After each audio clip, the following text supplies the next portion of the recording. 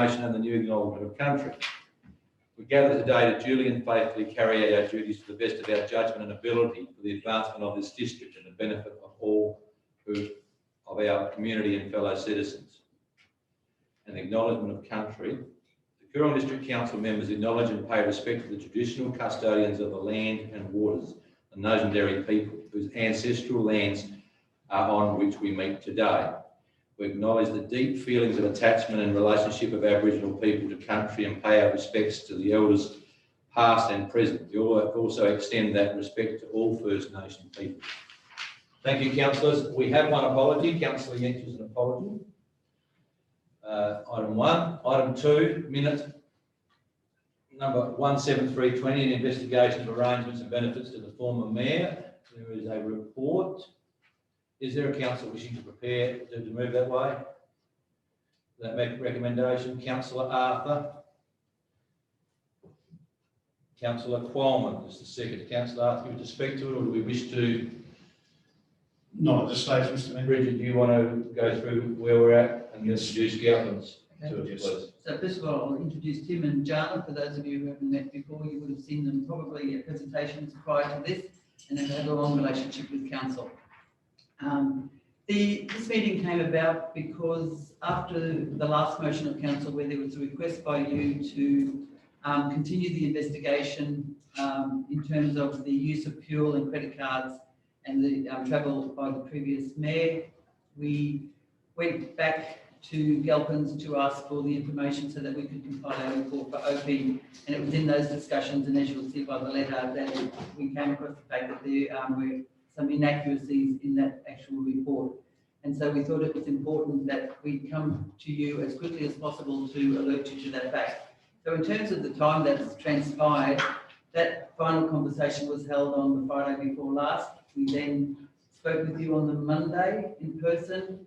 We were trying to arrange for this to go to the ordinary meeting last Tuesday, but we didn't think that the time frame was suitable, so we wanted to make sure that everything was in order, and we gave Galpins as much time as possible to do the work that they needed to do to finalise the matter. And so this is why we have a special meeting today.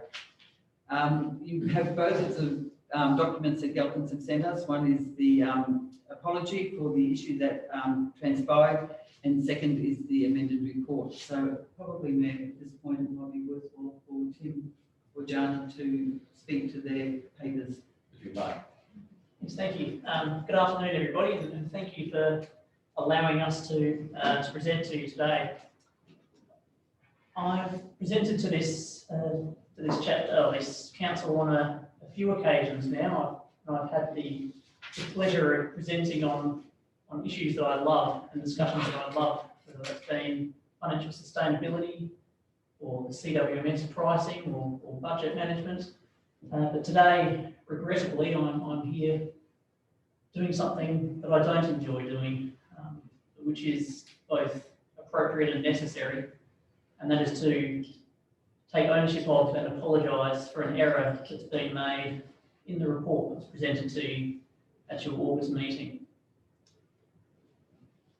I'll do my best to try and explain the source of the error in terms using as little jargon as possible. I'll take the letter as read, and you can see that it relates to the identification of duplicate fuel transactions. So when we obtained the raw data from council, as is often the case, the data was supplied in a number of different data sets, around about 11 or so different data sets. And it was during the consolidation of those data sets into one singular raw data set that a sorting error occurred, and I can only speculate as to exactly how this happened, but somehow there was a manual error made by a staff member who has accidentally done something which has changed the alignment of one of the columns, and that has resulted in these duplicate transactions appearing to have to be have different dollar values. So the data sets that were supplied initially, again, as is fairly often the case, did contain some duplicate information with some overlapping date ranges.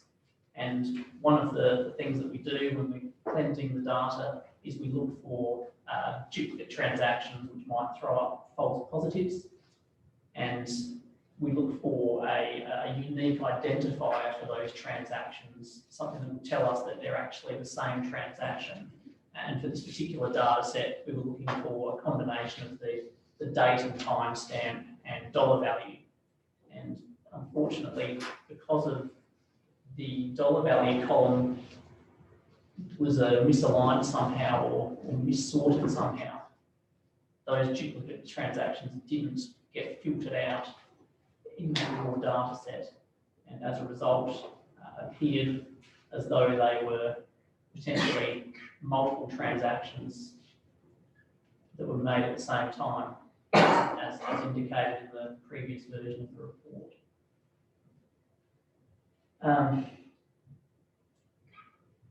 So unfortunately, I can't stand before you here today and promise that we won't make a mistake again. But what I can promise you is that we will learn from this one, and we're putting procedures in place and examining what happened in our quality assurance processes to make sure that this doesn't happen again.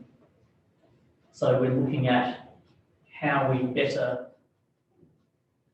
document our raw data consolidation and provide some additional training and support to the staff who are responsible for that.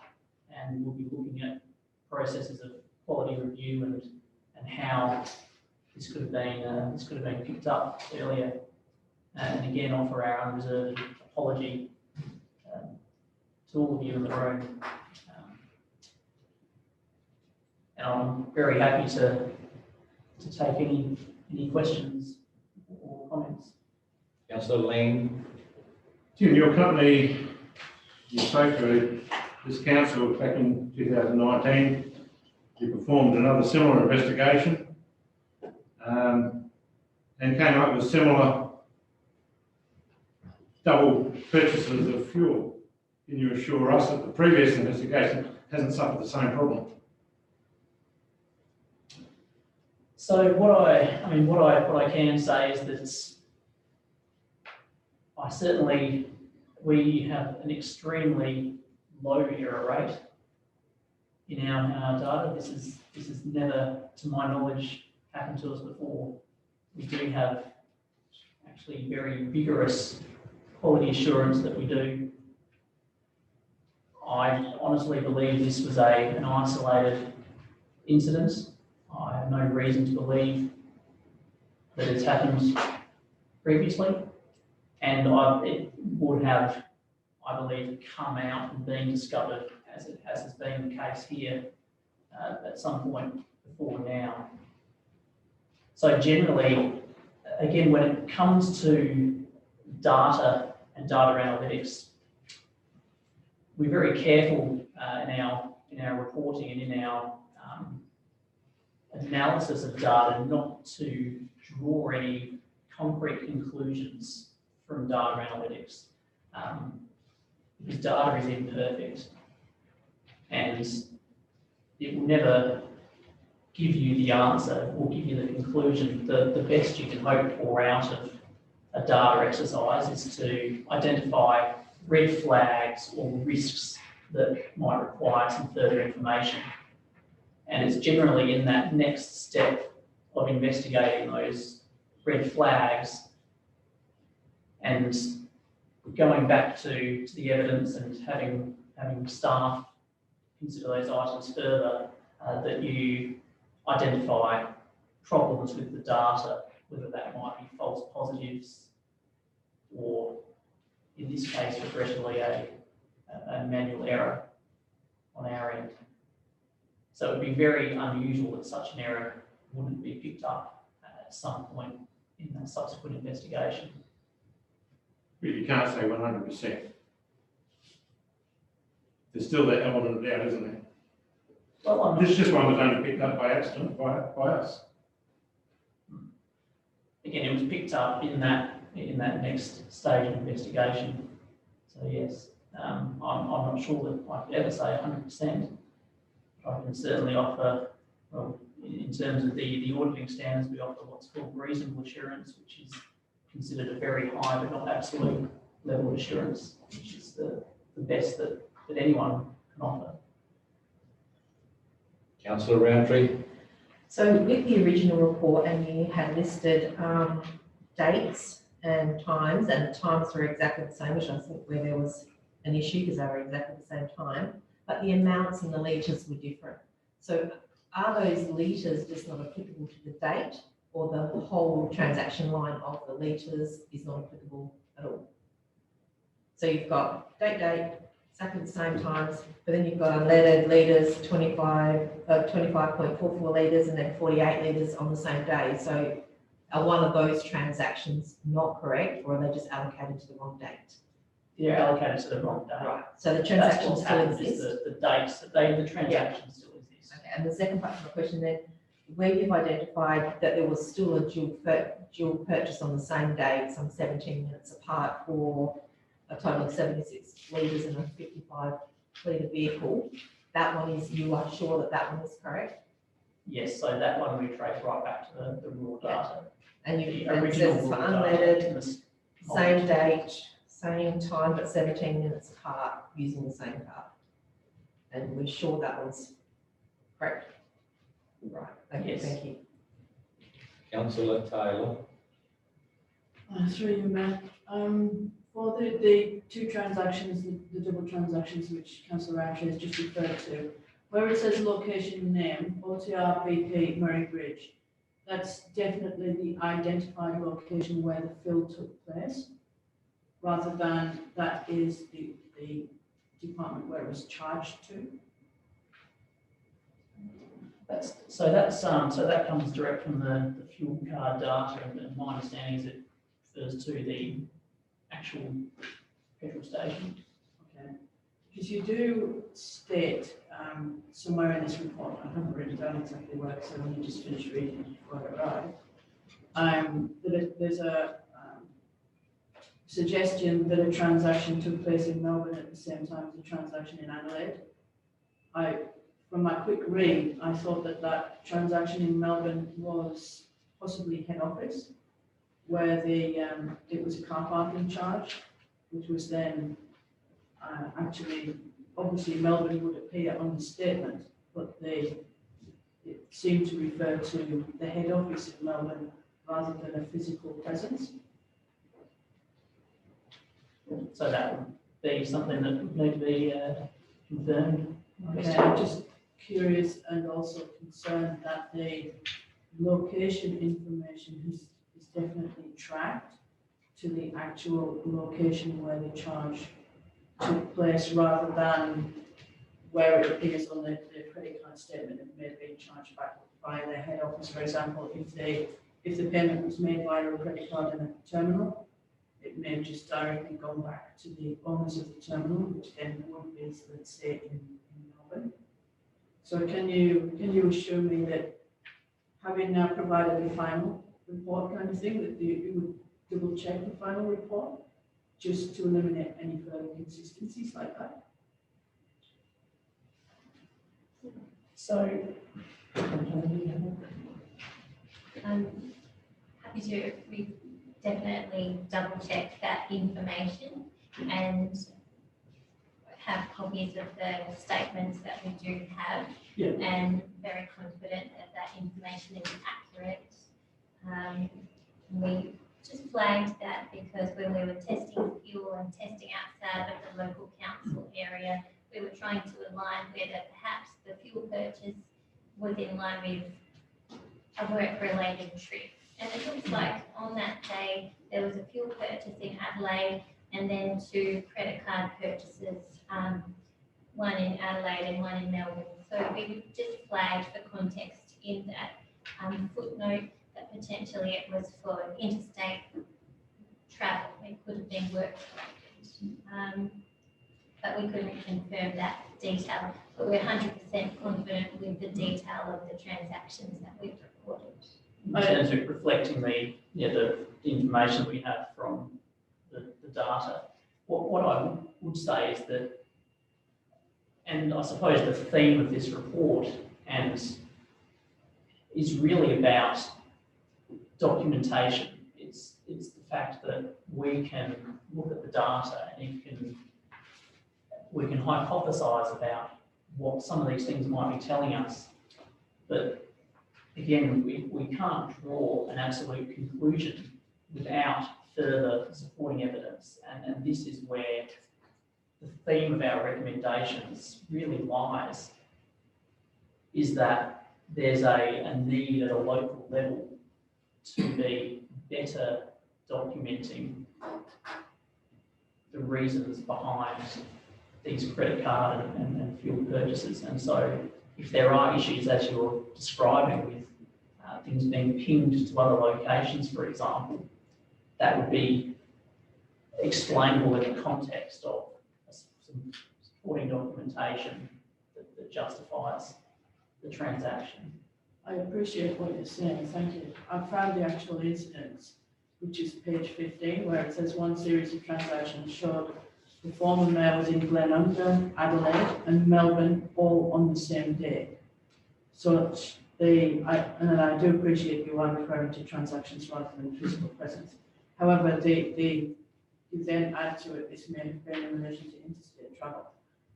There's no other, I would expect to follow up with that to find out if there have been flights, for example, on the same day before making that sort of, it's not quite an assumption, but it is written in black and white here, that this may have been in relation to interstate travel, and therefore, just for clarity, I think, I'm not at all proposing to tell you how to do your job, but it doesn't read well if all you're relying on is a credit card statement and a fuel card statement. So the fuel card statement, I would imagine, provided the Glenunga Adelaide fill, and I have to assume then that the date and timestamp would be absolutely accurate for that on the statement, but the credit card statements as well.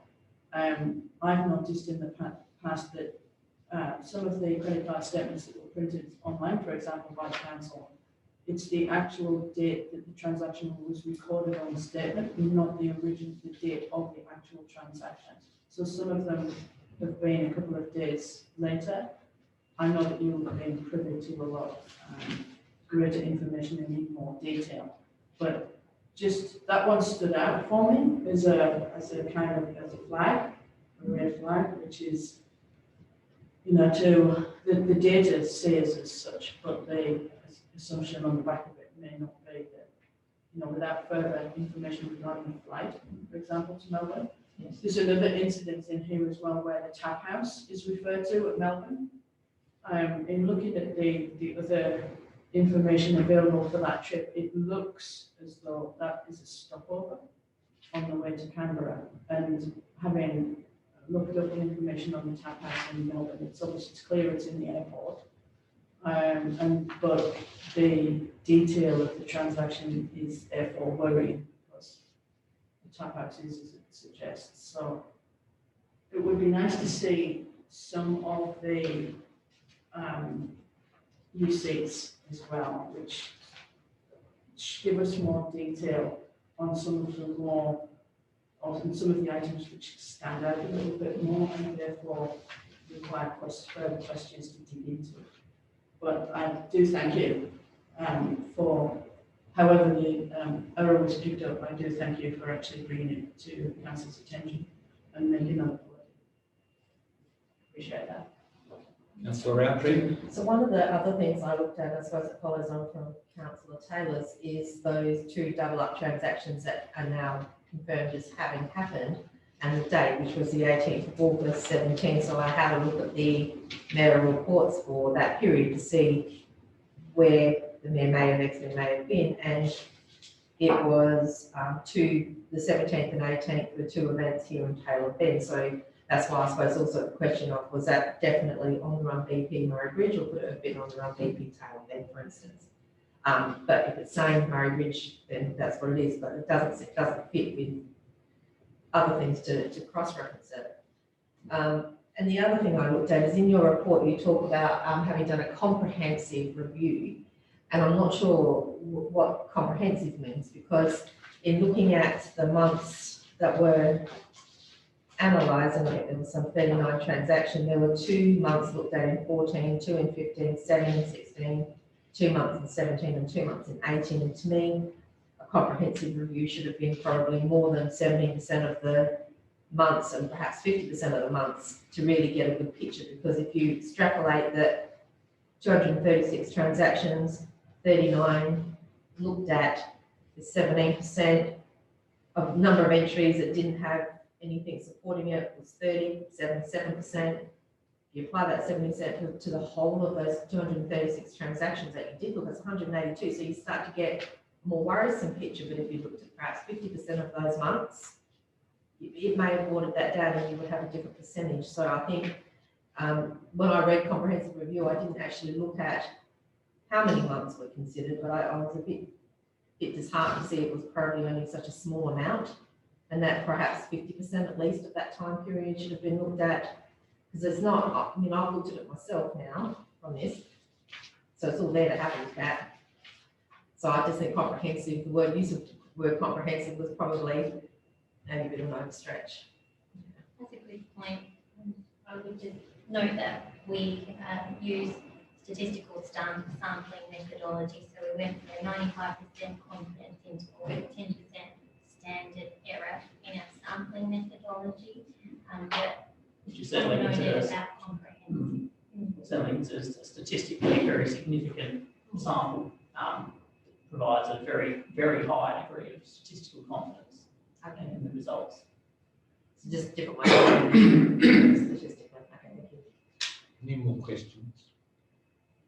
You've got a question, Councillor? Yes, you went through all transactions for the 4 years, No, that's or just the 39? So we have the data for all the transactions, and we use a statistical sample basis to do a deep dive on sample transactions. We reviewed at a data level, looking for, again, what might be flagged by the data as high risk transactions to ensure that we looked at any of those that looked unusual. So we had a risk-based review of the data set, and then a deep dive on a statistical sample of transactions. In your in-depth report, you've mentioned in quite a few occasions where all it was an FPOS receipt. So how did you allocate that to anything? I know the council's fully at fault.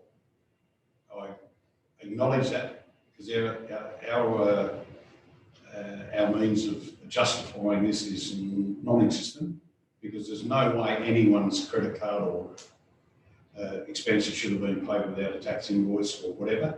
So we know your report, actually if you read your report, it's more about where we're wrong, which I agree with. But how do you know what these others are? You're just an assumption there.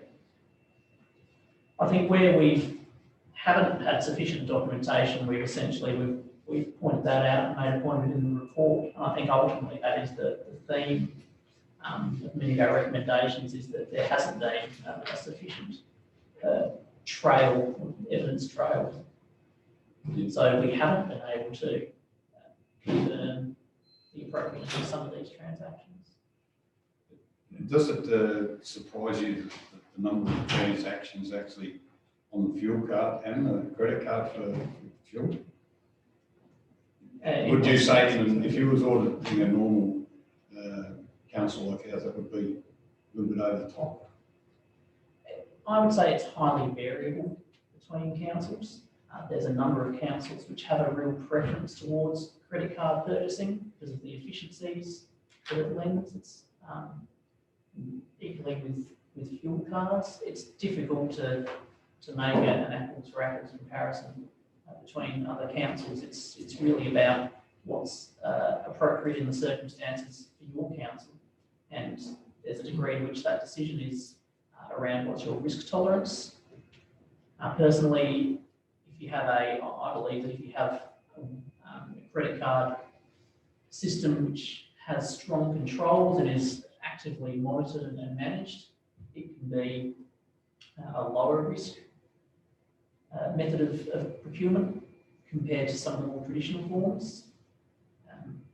But there's a degree to which that's a risk tolerance decision about how far you want to go with credit cards. Fuel cards, again, equally as a method for purchasing fuel, certainly I would think preferable over some of the more traditional forms or a standard credit card. I agree. Some questions? Just of all the transactions, when I'm reading through this here, the number of instances is 38, 39. There's more than 39 instances of the credit card being used. So have you checked all credit card users or just that 39, which is actually to pick out from the Auditor General's report? So again, we've looked at the data and we've tried to pick out ones that look suspicious or potentially higher risk. And in doing that, naturally, we're going to have some overlap with the Auditor General because they would have done the same, I imagine.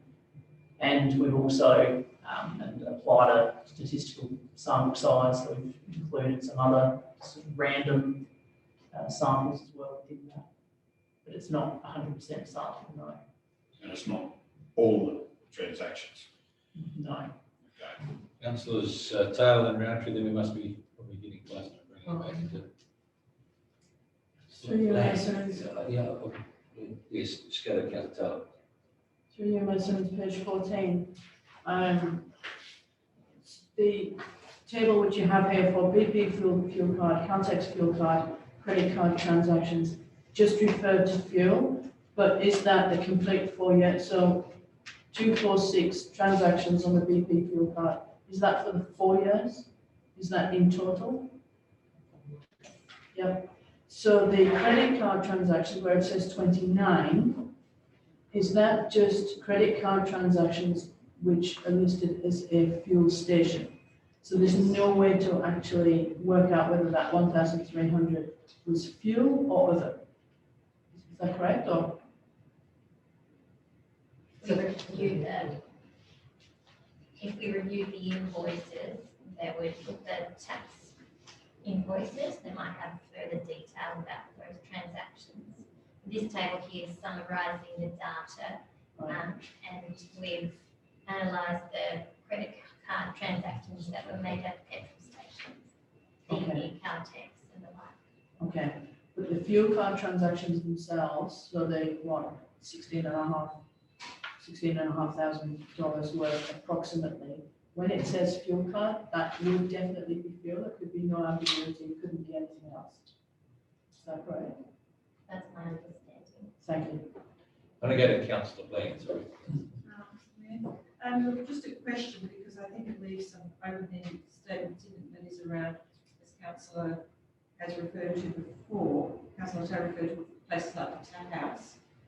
I think it'd be fair to say that most councils, when they're travelling, somebody pays for all staff or all councillors who may be in attendance. Having been one of those councils in the past, I certainly never had to hand over a credit card to be reimbursed. So I think that you know, we're looking at a figure at I think the casino of $269 over 4 days, possibly. Need no doubt more data, and I accept that obviously our policy weren't tight enough to indicate enough to you for that. But I think it can be left open-ended with those sorts of statements in the document here that in fact it wasn't for one individual, because many of us often travel with data. There was one stage where there was an arts prize presented, and I given probably 4 or 5 staff together, and that they were mostly around other meals transport, to my knowledge. Now, I can't categorically say that because I haven't had that discussion, but I can see how some of that may appear to be one person, but in fact may have been a number of staff. Yes, you're absolutely correct.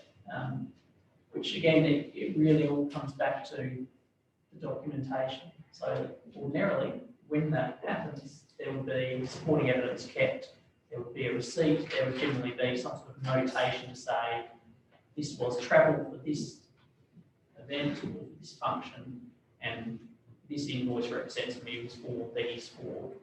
And she'll say that. Mhm. So I'm just saying that having been in a position to travel on a number of conferences, that I personally never had to pay for anything, either the CEO or the mayor, on council credit card. To have that transparency, did do that. So I just want to make that point in this room. If I may follow through, Mr. Mayor, I note that one of our recommendations here is for your company, or for Galpins, to note the letter of correction and apologise, and accept the apology from yourselves regarding the factual inaccuracies.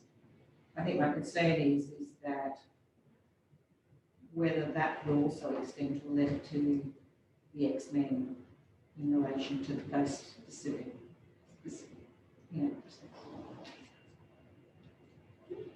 Perhaps that's a discussion we can take offline, I don't know. Through you, Mayor, when Councillor Jens advised that he wasn't coming this afternoon, he did ask whether a letter to him addressed to him, rather than similar to the one that's addressed to me, would be sent to him. Right, okay, thank you for that.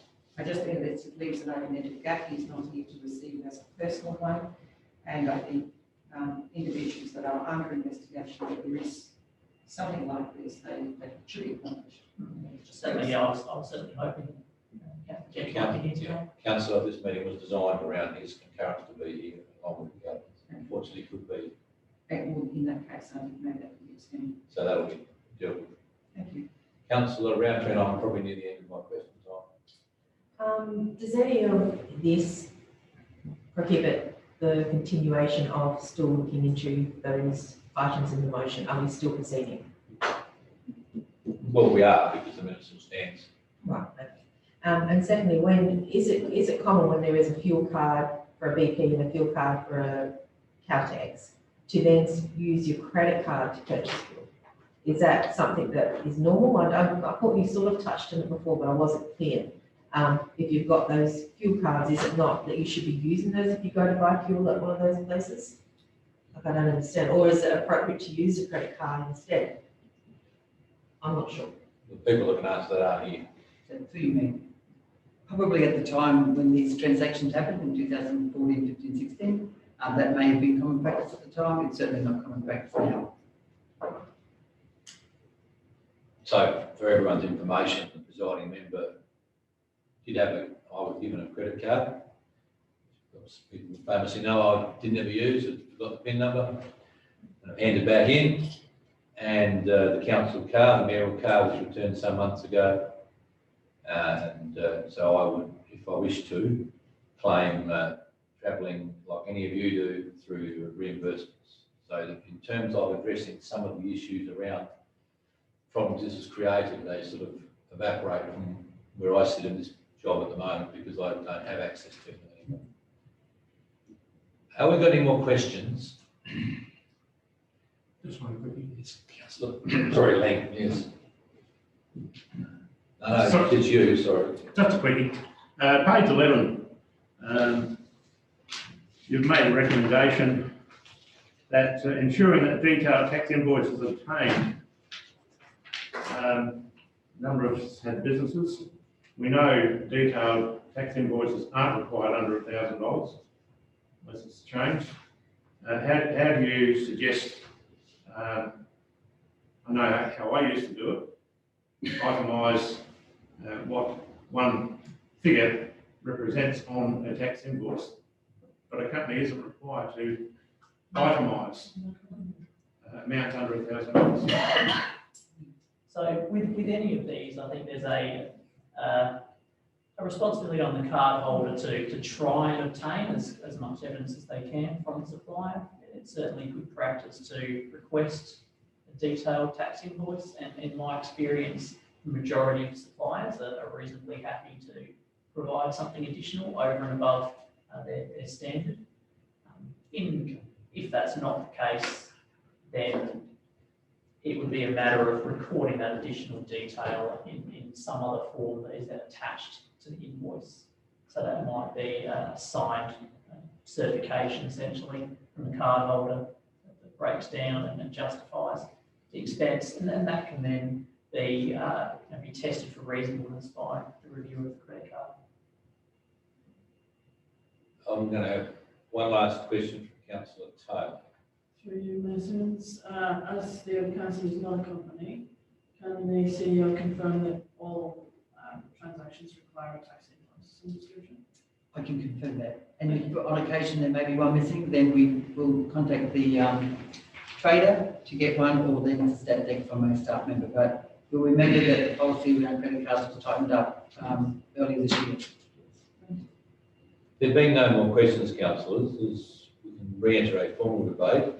No one's got anything to add at this point. I will go to the mover of the motion to close. Question through you, Mr. Certainly. Chair, in relation to councillor Ian, shall we be able to put point 3 or increase point 1 to ask request governments to formally advise by letter to council? Formal apology. Well, with the permission of the mover and seconder, you can ask that. So you'd like to add to point 1,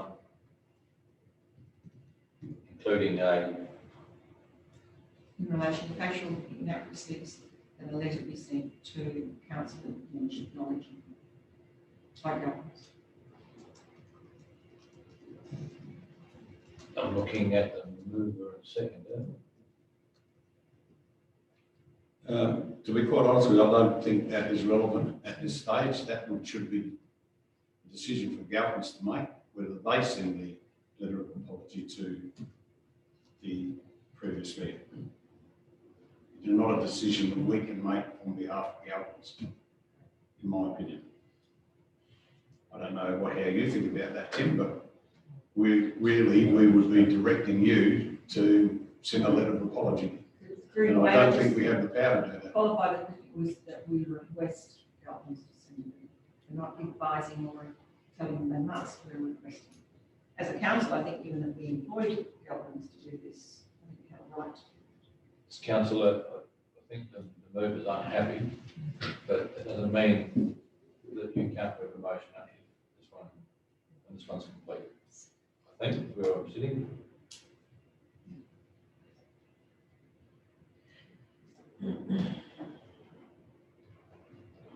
We can't make them, by the way. I'm aware of We can ask, request.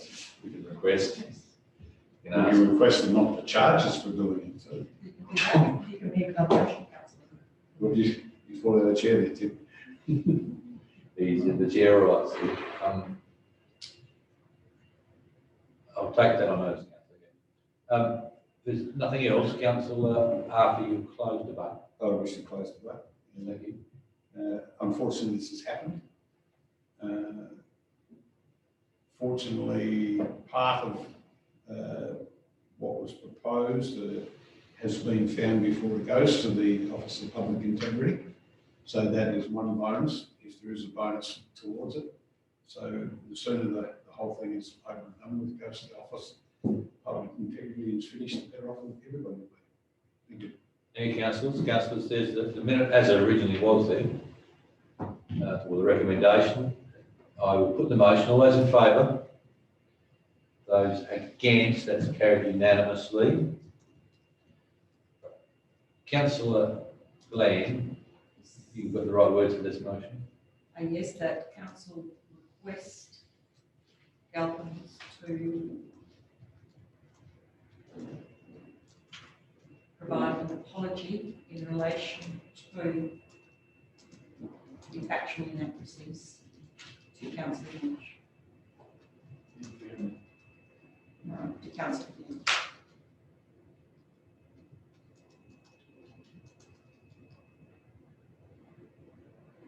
I'll say a second.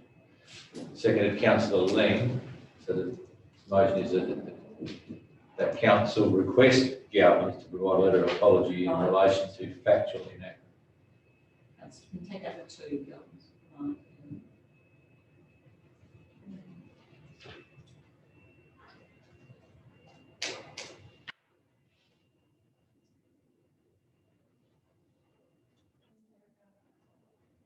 Through you, Mr. Mayor, may I ask the CEO, is that any different to what Councillor Lynch? Through you, Major. No, the council just asked that a very similar letter addressed directly to him be provided.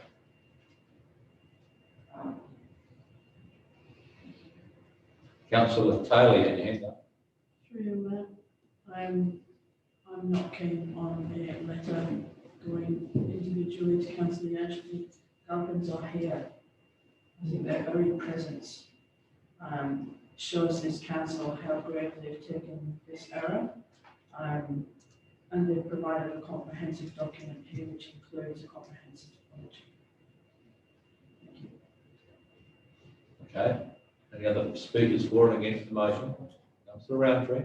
I'd also be against this, just from the point of view that Galpins are here, there was an opportunity to be here, be part of all of this, and I don't think it needs to be put into another letter. I think Galpins have done it to the council, they have an obligation, they've done that.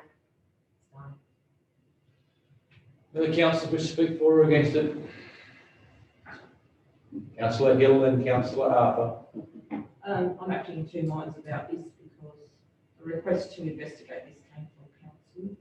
The Galpins have just done a good job and they did discover the error. However, it also reflects on the honesty and integrity of the councillor involved as well. So I'm not sure how it will go on. Councillor Arthur. I can't vote for this for a number of reasons. Firstly, I don't believe that the request for the report was from council. So any report that Galpins give is in theory the ownership of council. It's not anybody else's report. The report up until now has been in confidence. No. Sorry, up until last meeting it was in confidence. Anyway, it's not in confidence, but there are still, they have made some mistakes. There are still some others to be answered within there.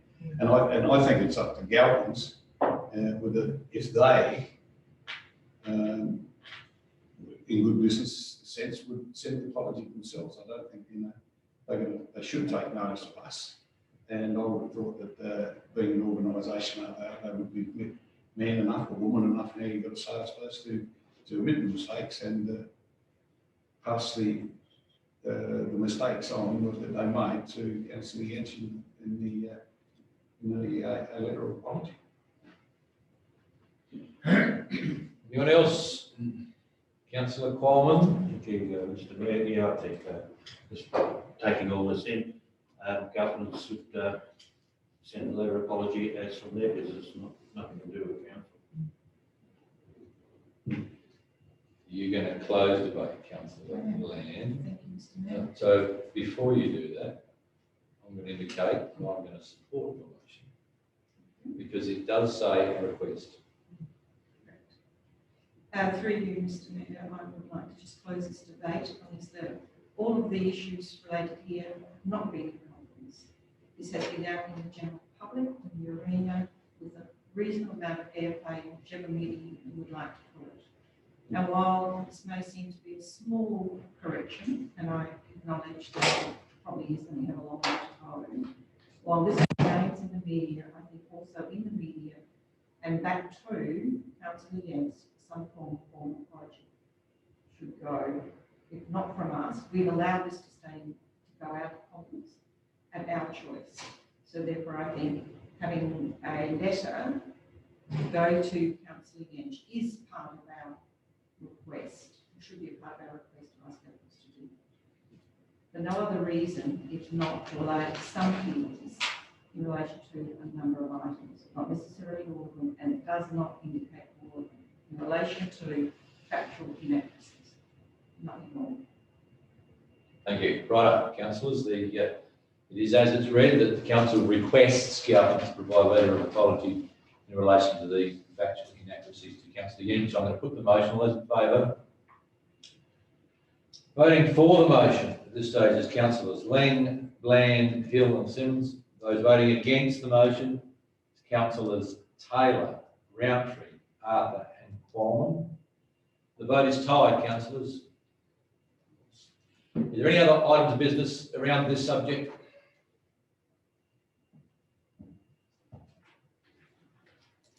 There being none, Cynthia, thank you very much for your time, and I'm sorry to.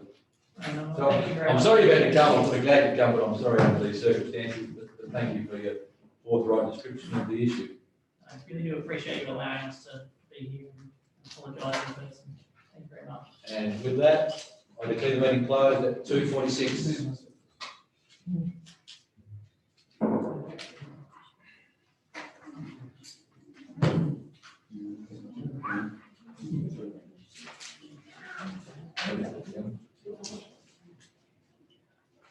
So we've got a couple of them. Is it going ahead? Mr. Mayor, is Dennis Street Park still going ahead? Oh, sorry, councillors, with 2 minutes about that. Hang on.